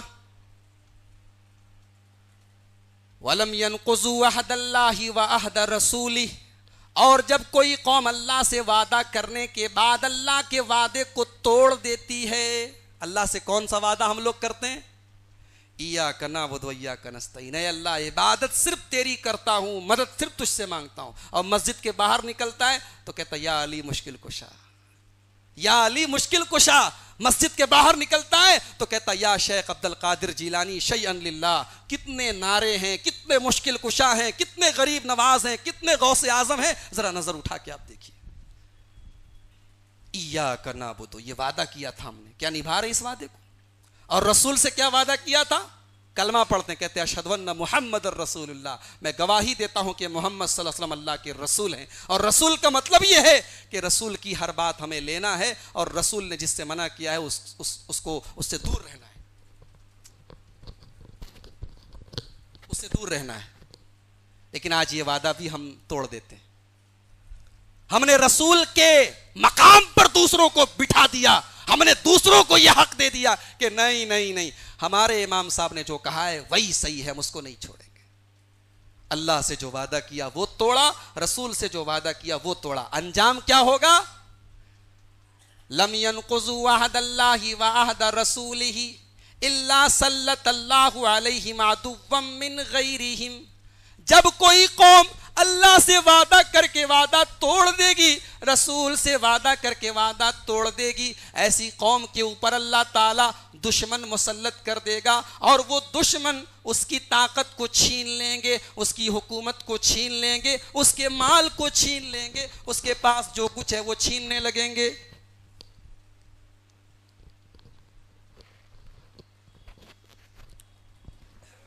تو یہ چوتھا گناہ ہے جس سے اللہ کے رسول نے اپنی امت کو خبردار کیا۔ اور پانچویں چیز وَمَا لَمْ تَحْكُمْ أَئِمَّتُهُمْ بِكِتَابِ اللَّهِ، اور جب کسی قوم کے جو ائمہ ہیں، جو رہنما ہیں، اس قوم کی قیادت کرنے والے ہیں، جب تک وہ اللہ کی کتاب کے مطابق، اللہ کی شریعت کے مطابق فیصلہ کریں گے تب تک تو سب کچھ ٹھیک ٹھاک رہے گا۔ اور جب اللہ کی کتاب کو چھوڑ کے، اللہ کی شریعت کو چھوڑ کے خود اللہ کی کتاب میں منطق لگانے کی کوشش کی جائے گی، اور بقول علامہ اقبال خود بدلتے نہیں قرآن کو بدل دیتے ہیں، ہوئے اس درجہ فقیہان حرم بے توفیق۔ جب یہ نوبت آ جائے گی کہ قرآن کو بدلنے کی کوشش کی جائے گی، حدیثوں کی منمانی تشریح کرنے کی کوشش کی جائے گی، اللہ کے رسول فرماتے ہیں الا جعل اللہ بأسہم بینہم، اللہ ایسی قوم کو آپس میں لڑا دے گا، لڑا دے گا۔ ابھی آج ایک صاحب کہنے لگے آپ کے یو پی میں الیکشن کا کیا حال ہے، کون جیتے گا کون ہارے گا، بات ہوتی رہتی ہے، لوگ پوچھتے رہتے مسلمان ہندوستان میں کتنے ہیں، ہم لوگ سینہ پھلا کے کہتے ہیں کروڑوں کی تعداد میں ہیں، 20 کروڑ ہیں، کوئی کہتا ہے 22 کروڑ ہیں، کوئی کہتا ہے 25 کروڑ ہیں۔ پہلے تم یہ بتاؤ کہ تم سب کو مسلمان مانتے ہو؟ ایک مسلمان اپنے آپ سے پوچھے کہ وہ کیا دوسروں کو مسلمان مانتا ہے؟ ہم 25 کروڑ ہیں، 20 کروڑ ہیں، 22 کروڑ ہیں، لیکن ہم آپس میں اتنے حصوں میں بٹے ہوئے ہیں کہ جس کی کوئی حد نہیں ہے۔ اللہ کے رسول کہہ رہے ہیں اللہ بانٹ دے گا، اللہ لڑا دے گا۔ آپ دیکھیے آج بابری مسجد کا مسئلہ لے کے مسلمان پورے ہندوستان میں احتجاج کرتا ہے کہ اللہ کے گھر کو ہم جو ہے بچائیں گے، لیکن اسی ہندوستان پر آپ کو کتنی مسجدیں میں بتا سکتا ہوں، ریکارڈ ہے کہ ایک مسلک کی مسجد بننے والی ہے، دوسرے مسلک والوں نے تالا چڑھا دیا، نہیں ہمارے علاقے میں ان کی مسجد نہیں بن سکتی۔ میں آپ کو اسی ہندوستان کی سرزمین پر ایسی مسجدیں بھی دکھاؤں گا جہاں مسجدوں کے باہر بورڈ لگے ہیں کہ فلاں فلاں مسلک کے لوگ اس مسجد میں آنے کی زحمت نہ کریں، اگر آئیں گے تو سخت سزا دی جائے گی، اور سزا دی جاتی ہے، کہیں کہیں تو باقاعدہ پوری مسجد کو دھلوایا جاتا ہے۔ یہ ہمارے نبی نے اخلاق دیا تھا ہمیں۔ اللہ کے نبی کے سامنے ایک دیہاتی صحابی آتے ہیں جن کو مسجد کا مقام نہیں معلوم، مسجد کا احترام نہیں معلوم، وہ آتے ہیں اور جہاں صحابہ نماز پڑھتے ہیں نماز کی جگہ پیشاب کرنے لگتے ہیں، صحابہ کرام مارنے کے لیے دوڑتے ہیں، اللہ کے نبی اپنے صحابہ کو روکتے ہیں، رک جاؤ، فوراً کہتے پانی لاؤ، پانی لایا جاتا ہے، پانی اس پیشاب کے اوپر بہایا جاتا ہے، پھر اللہ کے نبی اس دیہاتی کو بلاتے ہیں، بڑے پیار سے، بڑی محبت سے، بڑی رحمت سے، بڑی مروت سے سمجھاتے ہیں، ان هذه المساجد لا تصلح لذلك، یہ مسجد ہے، یہ اللہ کا گھر ہے، یہ نماز پڑھنے کی جگہ ہے، یہ اللہ کا ذکر کرنے کی جگہ ہے، یہ پیشاب کرنے کی، گندگی کرنے کی جگہ نہیں ہے۔ اس کے بعد اپنے صحابہ سے کہتے ہیں انما بعثتم میسرین ولم تبعثوا معسرین، اے میرے صحابہ تمہیں دنیا میں آسانی پیدا کرنے والا بنا کے بھیجا گیا ہے، مشکل پیدا کرنے والا بنا کے نہیں بھیجا گیا۔ جس نبی نے یہ اخلاق دیا، جس نبی نے یہ سیرت دی، جس نبی نے یہ تربیت دی، آج اس نبی کی امت کا یہ حال ہے کہ الا جعل اللہ بأسہم بینہم، آپس میں ہی ایک دوسرے کو مارو کاٹو لگائے ہوئے ہیں۔ تو یہ 4 وجوہات میں نے آپ کے سامنے بیان کی امت کی ذلت کی۔ 5ویں چیز یہود و نصارہ کے راستے پہ چلنا۔ کپڑا کون سا پہنیں گے جو وہاں سے لانچ ہوگا، ہماری مائیں بہنیں کون سا سوٹ پہنیں گی جو اس کلچر نے ہمیں دیا ہے۔ ہمارا اپنا کوئی کلچر نہیں، اپنی کوئی پہچان نہیں، اپنا کوئی شناخت نہیں، ہمارا چلنا پھرنا، سونا جاگنا، کپڑا، کھانا پینا، ہر ایک چیز پر ان کی حکومت ہے، ان کا برانڈ ہے، ان کی پہچان ہے، ان کی شناخت ہے۔ یہ مسلمان کا حال ہے۔ نبی اکرم نے بالکل سچ کہا تھا، لَتَتَّبِعُنَّ سَنَنَ مَنْ كَانَ قَبْلَكُمْ، اے میری صحابہ، اے میری امت کے لوگوں، تم اپنے سے پہلے کے لوگوں کے طریقے پر چلو گے، ان کی پیروی کرو گے، ان کی چال چلو گے، ان کے اندر جو برائیاں پیدا ہوئی تھی وہ برائیاں تمہارے اندر پیدا ہو جائیں گی۔ شبرم بشبرن، اگر وہ ایک بالشت برائی کی راہ میں چلیں گے تو تم بھی ایک بالشت چلو گے، اگر وہ کوئی چھوٹی برائی کریں گے تو تم بھی چھوٹی برائی کرو گے۔ وَذِرَاعًا بِذِرَاعٍ، اگر وہ ایک ہاتھ کے برابر کوئی غلط کام کریں گے تو تم بھی ایک ہاتھ کے برابر غلط کام کرو گے۔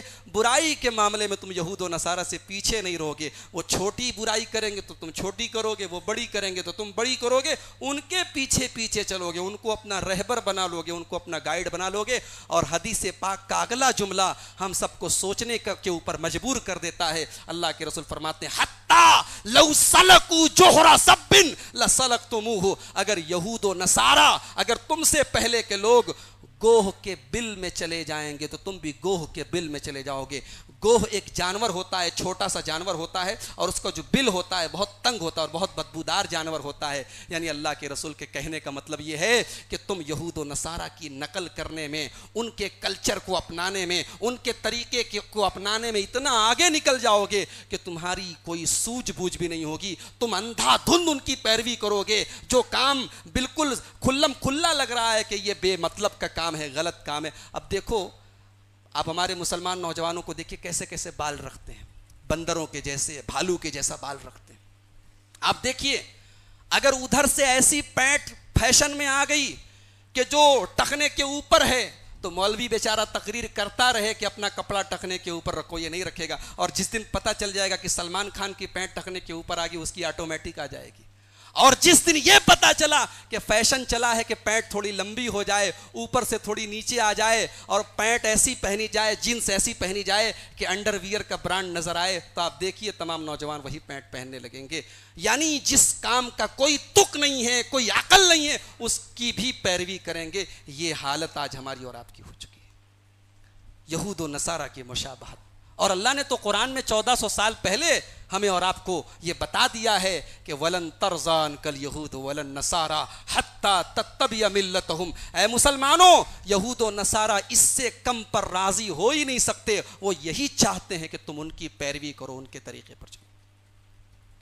تو یہ 5واں سبب ہے ہماری بربادی کا کہ ہم نے یہود و نصارہ کی مشابہت کو اپنایا، ان کے کلچر کو اپنایا. سال میں ایک دن کو ہم نے برتھ ڈے منانا شروع کر دیا، بچے کا برتھ ڈے منا رہے ہیں. شادی والے دن کو اینیورسری منانا شروع کر دیا. نئے سال کے 31 دسمبر کی رات میں نئے سال کا جشن. یہ تمام چیزیں انہی کی نقل ہے، انہی کے مشابہات ہے. یہ ہماری ذلت کی 5ویں وجہ ہے. نمبر 6، اختلاف، انتشار، تفرقہ، پھوٹ. ایک دوسرے کو ہم نے بانٹ لیا. وہ امت جسے اللہ کے نبی نے ایک جسم کی طرح قرار دیا تھا، اور جس کے بارے میں اللہ کے رسول نے فرمایا تھا کہ مثل المؤمنین فی توادہم وتعاطفہم وتراحمہم کمثل الجسد الواحد. اس امت میں اتنی محبت ہونی چاہیے، اتنی ہمدردی ہونی چاہیے، اتنی ایکتا ہونی چاہیے کہ جیسے ایک جسم ہوتا ہے، پوری باڈی جس طریقے سے ایک دوسرے سے جڑی ہوتی ہے. اگر پیر میں کانٹا چبھتا ہے تو آنسو آنکھ میں نکلتے ہیں. آنکھ یہ نہیں کہتی ہے کہ میں کیوں روؤں گی، کانٹا تو پیر میں چبھا ہے. پیٹ میں درد ہوتا ہے تو پورا جسم بے چین ہو جاتا ہے. آنکھ یہ نہیں کہتی، سر یہ نہیں کہتا کہ میں کیوں، مجھے کیا تکلیف ہے، درد تو پیٹ میں ہو رہا ہے. پورا جسم، پورا بدن ایک دوسرے کے ساتھ جڑا ہوا ہے. اللہ کے رسول کہتے ہیں اس امت کو ایک جسم کی طرح ہونا چاہیے تھا. میرے بھائیوں، کیا آج واقعی ہم ایک جسم کی طرح ہیں؟ جسم کا مطلب تو یہ ہوتا ہے کہ پوری دنیا کی امت مسلمہ میں کہیں پر بھی ہمارے بھائیوں پر ظلم ہو تو ہم اسے اپنے اوپر ظلم سمجھیں. ہماری بہنوں کی عصمتیں لوٹی جائیں تو ہم یہ سمجھیں کہ ہمارے گھر برباد ہوئے ہیں، ہمارے بچے یتیم ہوئے ہیں. وہ درد، وہ تڑپ، وہ محبت ہمارے دل میں پیدا ہونی چاہیے. لیکن آج ہم بٹ گئے، برادریوں میں بٹ گئے، مسلکوں میں بٹ گئے، نسلوں میں بٹ گئے، سرحدوں میں بٹ گئے. آج دشمنوں نے ہمیں بانٹ دیا اور ہم خود بھی بٹتے چلے گئے. اللہ تعالیٰ نے قرآن میں ہمیں وارننگ دی تھی، فرمایا تھا کہ وَلَا تَنَازَعُوا فَتَفْشَلُوا وَتَذْهَبَ رِيحُكُمْ. اے ایمان والو، آپس میں بٹوارے نہ کرنا، آپس میں پھوٹ نہ ڈالنا، ورنہ تم پست پڑ جاؤ گے، تم سست پڑ جاؤ گے، تمہاری ساکھ اکھڑ جائے گی، تمہاری ہوا اکھڑ جائے گی. تو یہ ہماری بربادی کی 6ٹھی وجہ ہے. 7ویں وجہ، اس امت کا سب سے قیمتی جو سرمایہ ہے وہ نوجوان ہیں. یہ ہمارے 20 سال کے، 16 سال کے، 18 سال کے، 25 سال کے جو ہمارے نوجوان بچے ہیں، یہ اس امت کا فیوچر ہے، اس امت کا کیپٹل ہے. ہمارے دشمن کو پتا تھا کہ ان کو برباد کرنا ہے، ان کے نوجوانوں کو برباد کر دو، ان کو نشے کا عادی بنا دو، ان کو ڈرگس کا عادی بنا دو. پتہ نہیں اب کیا حال ہے. میں 2 سال پہلے جب بمبئی آتا تھا تو ایک ڈرگ بہت زیادہ چلتا تھا، شاید اس کا نام MD تھا، MD. اور میں نے سنا تھا واللہ عالم کہ وہ اتنا زہریلا تھا کہ اس سے جو ہے پورے بدن کی جو آتڑیاں ہوتی ہیں 2-4 مہینوں کے اندر وہ گلا کے ختم کر دیتا ہے. اور سب سے زیادہ بمبئی میں ممبرا علاقہ آپ جانتے ہیں، مسلم اکثریت ہے وہاں پر وہ سب سے زیادہ پایا جاتا تھا. اور بعد میں بہرحال بمبئی کے مسلمانوں نے بہت اس پر ایکشن لیا اور پروگرام کرائے اور پولیس وغیرہ کے ساتھ مل کے بہرحال بہت حد تک ختم کیا. تو ہمارے دشمن کو بھی پتہ ہے کہ کیسے ہمارے نوجوان کو برباد کرنا ہے. اس کو لڑکی کا نشہ دے دو, اس کو شراب کا نشہ دے دو, اس کو ڈرگس کا عادی بنا دو, اس کو جو ہے ایسا بنا دو کہ رات میں 2-2 بجے تک یہ غیر محرم لڑکیوں سے باتیں کرے اور دن میں 11-12 بجے سو کر اٹھے. اس کی زندگی کا کوئی ٹارگٹ نہ ہو, اس کی زندگی کا کوئی مقصد نہ ہو, یہ اللہ کو نہ پہچانے, یہ رب کو نہ پہچانے, دین سے اس کا کوئی تعلق نہ ہو. اسے نماز کی طرف بلایا جائے تو کہے کہ ارے مولوی صاحب ابھی تو ہم تو جوان ہیں, ابھی ہم کو نماز پڑھنے کی ضرورت نہیں ہے, جب بڑھا جائیں گے, جب 40 سال کے ہو جائیں گے تب ہم بھی سب جو ہے دین کا کام کرنے لگیں گے. جوانی میں تو مستی کا دن ہے, مستی کرنے کا دن ہے, آپ بھی کہاں کی بات لے کے بیٹھ گئے. یہ حالات اور یہ ذہنیت, یہ مینٹیلٹی جب پیدا ہو جائے گی میرے بھائیوں, یہ ہماری ذلت کی نشانی ہے. کہاں ہیں خالد ابن ولید جیسے نوجوان, کہاں ہیں اسامہ ابن زید جیسے نوجوان؟ 16-17 سال کی عمر ہے. اللہ کے پیارے حبیب جناب محمد رسول اللہ صلی اللہ علیہ وسلم حضرت اسامہ کو اس فوج کا کمانڈر بناتے ہیں جس فوج میں ابو بکر صدیق جیسے تجربے کار لوگ موجود ہیں, عمر فاروق جیسے بہادر لوگ موجود ہیں, حضرت علی جیسے لوگ موجود ہیں. اس فوج کا کمانڈر بناتے ہیں حضرت اسامہ ابن زید کو. آپ کی اس بھارت میں, ہندوستان کی سرزمین پر اگر اسلام کا پرچم, حالانکہ مسلمان تو اس ہندوستان میں حضرت عمر فاروق کے دور میں ہی آ گئے تھے, لیکن جب اسلامی فتوحات کی بات کی جاتی ہے ہندوستان کی سرزمین پر تو فاتح سندھ حضرت محمد بن قاسم کا نام لیا جاتا ہے, جو 16-17 سال کا ایک نوجوان تھا. اس نوجوان نے اسلام کی عظمت کا ڈنکا بجایا تھا. میرے ساتھیوں, آج ایسے نوجوانوں کی ضرورت ہے. نوجوانوں کو یہ سمجھنے کی ضرورت ہے کہ آج ہم برباد ہیں اس لیے یہ امت برباد ہے. ان کی بربادی امت کی بربادی ہے. اور آخری چیز جو بیماری ہے, جو زوال کا سبب ہے, نمبر 8, علماء کا بگاڑ. امت کے علماء, امت کے رہنما جن سے امت کو دین حاصل کرنا تھا, جب وہ خود گڑبڑ ہو گئے, یحرفون الکلم عن مواضعہ, جب قرآن کو تبرک کا ذریعہ بنا لیا گیا, بخشنے بخشوانے کا ذریعہ بنا لیا گیا. قرآن جو کتاب ہدایت تھی, ہمارے بنارس میں ایک حافظ جی رہتے ہیں, وہ بیچارے اتنے پہنچے ہوئے ہیں. ان کے پاس ایک آدمی آیا, بولا کہ میرے ابا کا انتقال ہو گیا ہے, آپ کے پاس اگر 2-4 حافظ ہوں تو بھیج دیجئے, قرآن پڑھ کے بخشنا ہے. مولوی صاحب نے کہا کہ میں ایک قرآن پڑھ کے رکھے ہوئے, چلو میں وہی بخش دیتا ہوں. قرآن پڑھ کے رکھے ہوئے بخشنے کے لیے, معلوم ہو رہا ہے کوئی گٹھری اٹھ رہی ہے کہ جس کو صندوق پہ رکھے ہوئے, کوئی آیا تو پڑھ کے بخش دے. یہ حالات ہیں علماء امت کے. دین کس سے سیکھنا ہے؟ علماء سے سیکھنا ہے.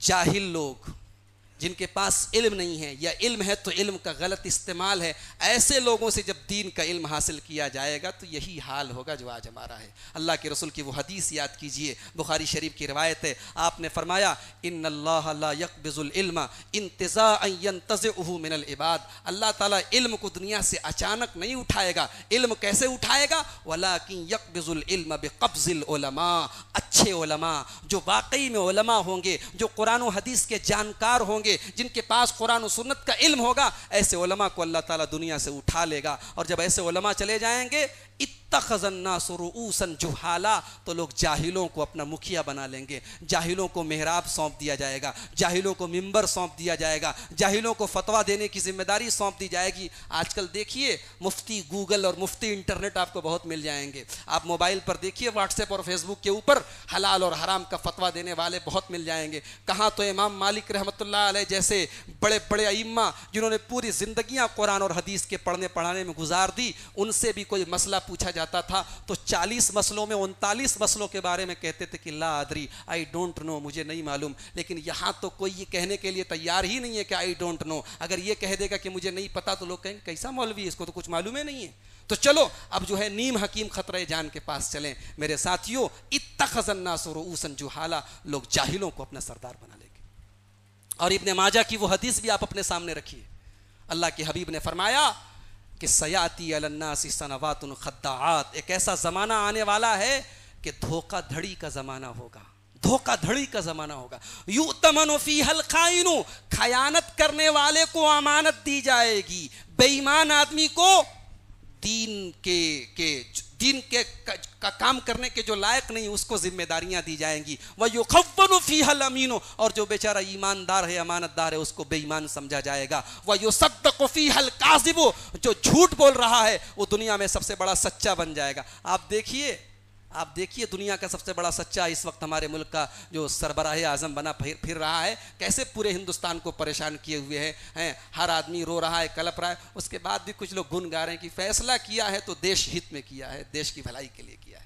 وَيُصَدَّقُ فِيهَا الْكَاذِبُ جھوٹے کو سچ مانا جائے گا. وَيُكَذَّبُ فِيهَا الصَّادِقُ اور سچے آدمی کو بیچارے کو سب لوگ جھوٹا کہیں گے. وَيَنْتِقُ فِيهَا الرُّوَيْبِضَةُ اور دین کے مسائل میں لوگوں کے مسائل میں ایسا آدمی بولے گا جو رویبضہ ہوگا. صحابہ نے پوچھا اے اللہ کے رسول رویبضہ کس کو کہتے ہیں؟ آپ نے فرمایا الرجل الطافح بیکار آدمی, بکواس آدمی جس کے پاس نہ سمجھ ہے نہ بوجھ ہے نہ سوجھ ہے نہ بوجھ ہے, وہ چلے گا سب کے مسئلے سلجھانے, وہ سب کا فیصلہ کرنے. میرے ساتھیوں یہ بھی ہماری ذلت و رسوائی کا ایک بہت بڑا سبب ہے کہ ہم نے دین کو علماء سے سیکھنے کے بجائے ہم نے جو ہے جاہلوں کو اپنا امام بنا لیا. تو یہ تو بیماری ہو گئی. علاج کیا ہے؟ جلدی جلدی علاج بھی بیان کر دیتا ہوں. نمبر 1 علاج یہ ہے, پہلا علاج کہ ہم اپنی زندگی میں مکمل ایمان کو نافذ کریں. ایمان کا تعلق صرف نماز سے نہ ہو کہ مسجد میں آئے تو بہت بڑے متقی بن گئے, چلو بھائی لمبی لمبی نماز پڑھ رہے ہیں, سجدے کر رہے ہیں, رکوع کر رہے ہیں, مسجد کے باہر نکلے تو ان سے بڑا بے ایمان کوئی نہیں ہے. ایسا نہیں ہونا. ایمان اور دین ہماری پوری زندگی میں نافذ ہونا چاہیے. ہم کاروبار کریں تب بھی ایمان والے, ہم شادی بیاہ کریں تب بھی ایمان والے, ہم لین دین کریں تب بھی ایمان والے, ہم مسجد کے باہر نکلے تب بھی ہم ایمان والے. ایمان ہماری پوری زندگی میں. یا ایھا الذین آمنوا ادخلوا فی السلم کافہ, اے ایمان والو پورے اسلام میں داخل ہو جاؤ. یہ پہلا علاج ہے اگر ہم یہ چاہتے ہیں کہ ہم پھر سے عزت پائیں. دوسرا علاج قرآن وہ مقدس کتاب ہے جو اللہ کی طرف سے ہمیں دی گئی ہے. اس قرآن پر صرف ہمارا حق نہیں ہے, اسے ھدی للناس کہا گیا. یہ ساری دنیا کے لیے ہدایت ہے. اس قرآن سے ہمارا رشتہ کیسا ہے اس کو ہم اور آپ دیکھیں. سال میں رمضان میں 2-4 پارے پڑھ لینے سے قرآن کا حق ادا ہو گیا؟ آج ذرا نظر اٹھا کے دیکھیے, سروے کر کے دیکھیے. قرآن کو سمجھنا, قرآن پر غور کرنا, قرآن کی تفسیر کو پڑھنا تو بہت دور کی بات ہے. آج آپ کو امت کی اکثریت ایسی ملے گی جس کو قرآن پڑھنا بھی نہیں آتا, قرآن کی ریڈنگ بھی نہیں آتی, قرآن کی تلاوت کا طریقہ بھی لوگوں کو معلوم نہیں. یہ اس کتاب کے ساتھ ہمارا سلوک ہے.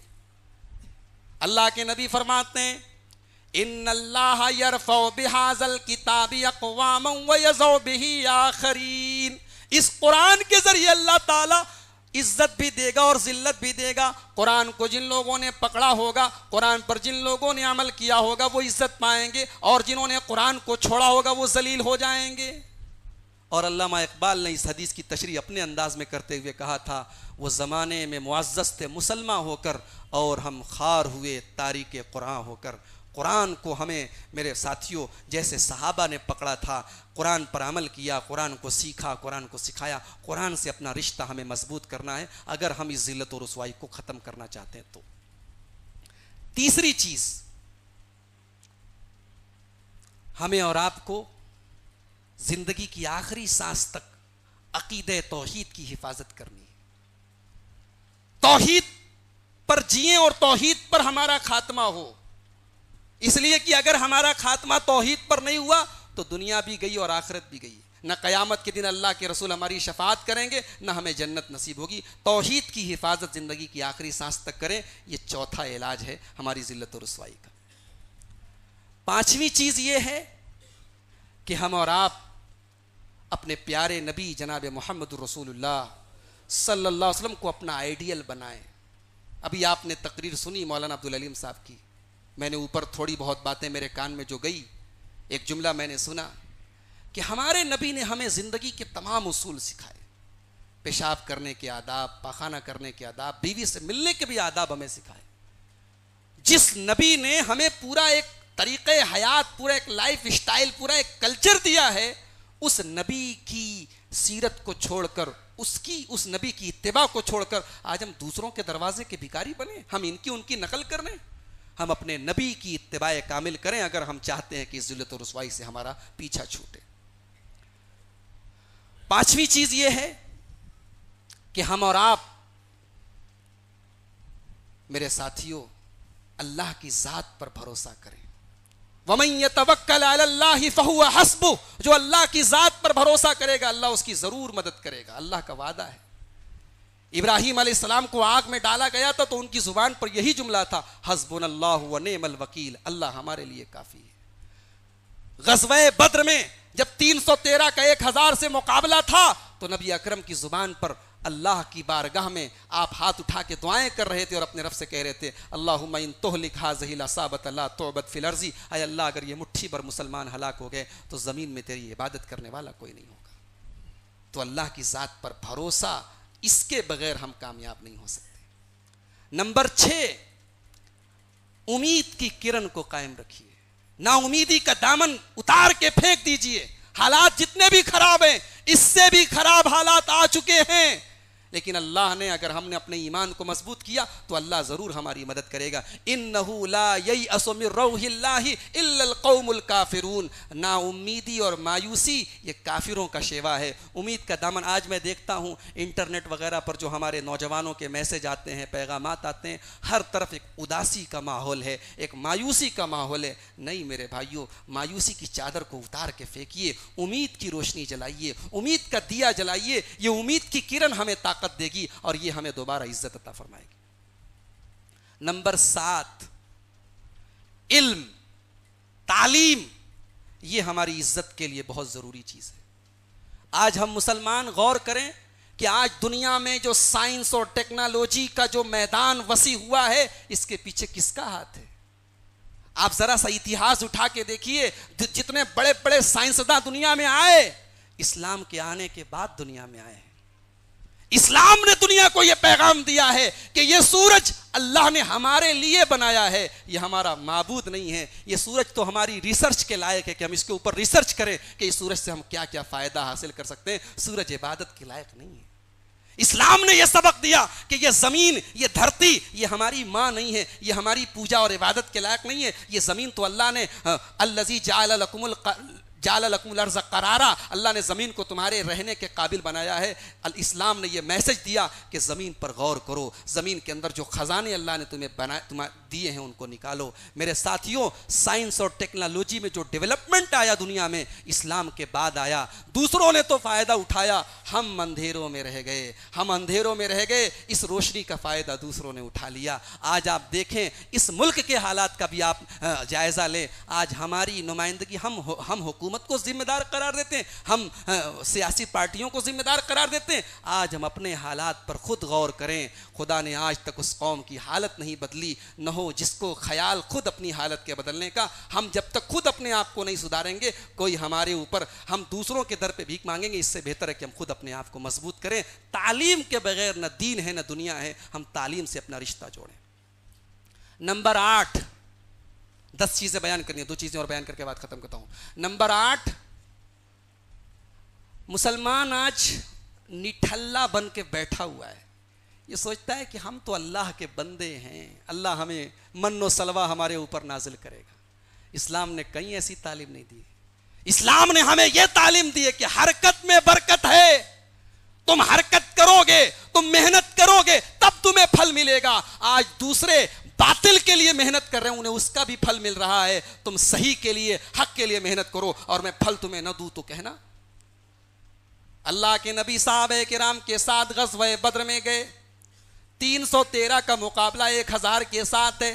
آپ یہ بھی تو کر سکتے تھے کہ صحابہ سے کہتے کہ چپ چاپ سے اپنے گھروں میں بیٹھے رہو, میں اللہ سے دعا کروں گا, اللہ آسمان سے فرشتے بھیجے گا اور مدد کر دے گا اور کافروں کو شکست ہو جائے گی. نہیں, 313 کو جانا پڑا, لڑنا پڑا. اس میں بہت سارے صحابہ شہید بھی ہوئے, زخمی بھی ہوئے, حرکت کرنی پڑی, ان کو بھی کچھ کرنا پڑا.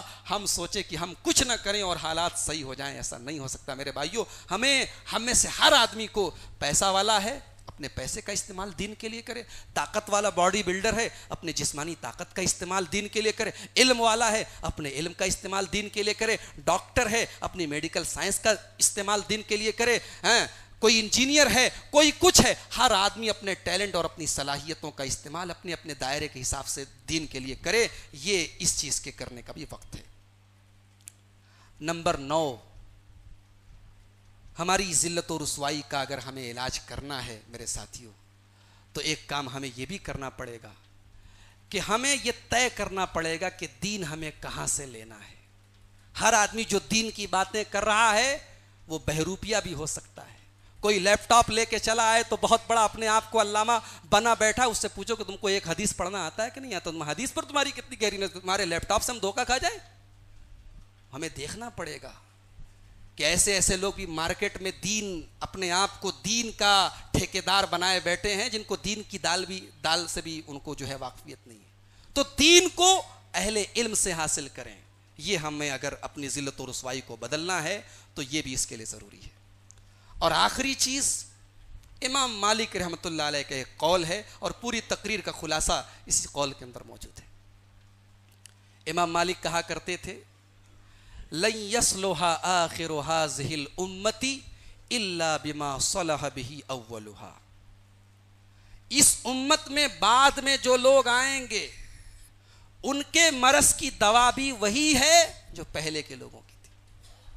صحابہ کرام نے, سلف صالحین نے, اس امت کے سب سے بہترین لوگوں نے, جو کریمی لیئر تھے اس امت کے, جو بہترین لوگ تھے, ان کا جو منہج تھا, ان کا جو طریقہ تھا, انہوں نے دین پر جیسے عمل کیا, وہی آج بھی ہمارے مرض کی دوا ہے. ہمیں لوٹنا پڑے گا اسی علاج کی طرف. ہمیں اگر ہم جو ہے دین کو بازیجہ اطفال بنا لیں, کھلونا بنا لیں, جیسے ایک کلاس میں بورڈ لگا رہتا ہے, ٹیچر کلاس کے باہر چلا جاتا ہے تو اب بچے جو ہے اس بلیک بورڈ پر اپنی اپنی چیزیں لکھنے لگتے ہیں اپنے اپنے حساب سے. دین کوئی ایسا بلیک بورڈ نہیں ہے میرے بھائیوں کہ جس کی جو مرضی آئے اس بلیک بورڈ پر لکھنا شروع کر دے. دین مکمل ہے اور یہ مکمل اللہ کے پیارے نبی کی ذات پر ہو چکا ہے. اس دین کے نام پر آج اگر کھلواڑ کیا جائے گا تو یقیناً یہ امت ذلیل ہوگی, اور آج کھلواڑ ہو رہا ہے. ہر دن دین کے نام پر کوئی نیا فتنہ ہو رہا ہے. آپ ذرا نظر اٹھا کے دیکھ لیجئے. مجھے کہنے کی اور نام لینے کی ضرورت, کسی چیز کا نام لینے کی ضرورت نہیں ہے. آپ خود غور کریں کہ کیا آج کا مسلمان دین کے نام پر جن چیزوں کو مان رہا ہے, عمل کر رہا ہے, اپنائے ہوئے ہے, اور بڑے جوش و خروش سے اور بڑے جذبے سے اور بڑے نعرے لگا کے دین کا کام سمجھ کے اس کو کر رہا ہے, کیا واقعی میں یہ دین کا کام ہے؟ ابھی ربیع الاول کا مہینہ چل رہا ہے, آپ نے اپنی آنکھوں سے دیکھا نبی اکرم صلی اللہ علیہ وسلم کی پیدائش کے دن کے نام پر کیسی کیسی خرافات کی گئی. تو ہمیں اور آپ کو دین کا وہ مطلب اور مفہوم سمجھنا ہے جو سلف صالحین نے, اس امت کے سب سے بہترین لوگوں نے سمجھا. یہ چند باتیں تھیں, بنیادی باتیں تھیں, اور یہ ٹاپک بہت اہم ٹاپک ہے, بہت بنیادی ٹاپک ہے. اس کے اور بھی پہلو ہو سکتے تھے. یہ جلدی کی گفتگو میں نے چند باتیں آپ کے سامنے بیان کی ہیں. مقصد یہ ہے کہ ہم اور آپ اپنی اصلاح کریں. آئیے ہم اللہ تعالیٰ سے دعا کریں, اللہ تعالیٰ ہم سب کو کہنے اور سننے سے زیادہ عمل کی توفیق عطا فرمائے. اللہ تعالیٰ اس امت کی عظمت رفتہ کو لوٹا دے. اللہ تعالیٰ اس امت کے ذلت کے یہ دن ختم کر کے اس کی عزت و سربلندی کے دن اس کو لوٹا دے. اے اللہ تو اس امت کو اتحاد و اتفاق کی توفیق نصیب فرما. اے اللہ اس امت کو اطیع اللہ و اطیع الرسول کا جو پلیٹ فارم ہے, کتاب و سنت کا جو پلیٹ فارم پر ہے, اے اللہ تو اس پلیٹ فارم پر اس امت کو پھر ایک بار تو جمع ہونے کی توفیق عطا فرما. اے اللہ آج حلب کے اندر, فلسطین کے اندر, سیریا کے اندر اور پوری دنیا کے جس علاقے میں بھی ہمارے مظلوم بھائیوں پر ظلم ہو رہا ہے, اے اللہ تو ان کی ہر طریقے سے تو ان کی مدد فرما. اے اللہ تو ان کی عزت و آبرو کی حفاظت فرما, ان کے جان و مال کی حفاظت فرما, ان کے اوپر ظلم کرنے والوں کے اوپر اے اللہ تو اپنا عذاب نازل فرما. اے اللہ تو ان کو ان کے انجام تک پہنچا. اے اللہ جب ساری دنیا میں کوئی سہارا نہیں ہے تو تیرا سہارا ہے. اے اللہ ہم تیری ذات سے یہ امید رکھتے ہیں کہ تو اپنے ایمان والے بندوں کی حفاظت فرمائے گا. اے اللہ تو ہم سب کی حفاظت فرما. اے اللہ اس ملک کے اندر بھی جو حالات چل رہے ہیں, ملک کے امن و چین کو برباد کرنے کی جو کوششیں ہو رہی ہیں, اے اللہ ان تمام کوششوں کو تو ناکام کر دے، اور اس ملک کے امن چین کو، اس ملک کی سکھ شانتی کو اے اللہ تو باقی رکھنے کی ہم سب کو توفیق عطا فرما۔ اے اللہ ہم تمام مسلمانوں کو حلال کاروبار کرنے، حلال کمائی کھانے کی توفیق عطا فرما۔ اے اللہ ہم سب کے کاروبار میں، روزی روٹی میں برکت عطا فرما۔ ہم میں سے جو لوگ بیمار ہیں ان کو شفا عطا فرما، جو کسی بھی قسم کی پریشانی میں ہیں اے اللہ تو ان کی پریشانی کو دور فرما۔ اے اللہ ہم سب کے جائز مقاصد کو، جائز تمناؤں اور آرزوؤں کو پورا فرما۔ اے اللہ جب تک ہم دنیا میں زندہ رہیں اسلام پر زندہ رہیں اور ہمارا خاتمہ ایمان پر ہو، آمین۔ وآخر دعوانا الحمدللہ رب العالمین، والسلام علیکم ورحمۃ اللہ۔